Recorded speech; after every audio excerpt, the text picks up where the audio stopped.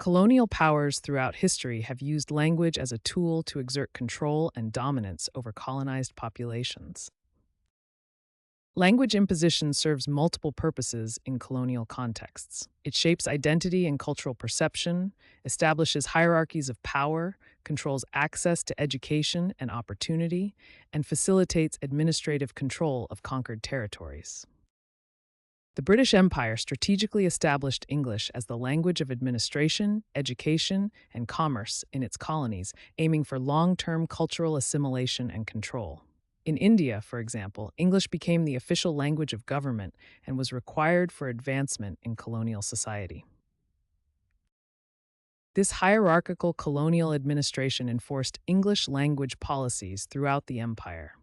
Local languages were often marginalized, as English proficiency became necessary for government positions, legal proceedings, and commercial advancement. In Southeast Africa, colonial education systems prioritized English, often at the expense of local languages. This created a linguistic hierarchy where English became associated with prestige, power, and opportunity.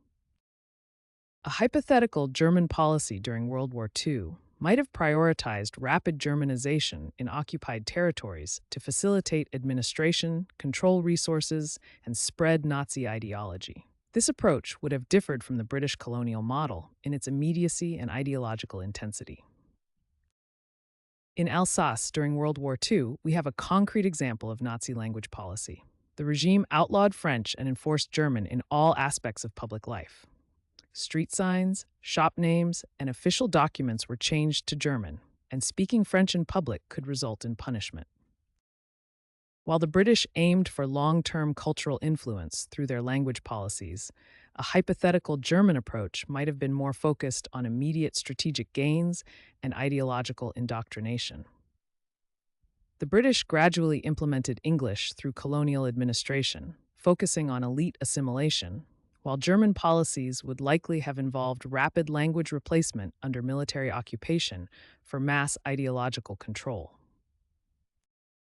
Both British and German approaches demonstrate how language can be a powerful tool for shaping identity, culture, and power dynamics in colonial contexts.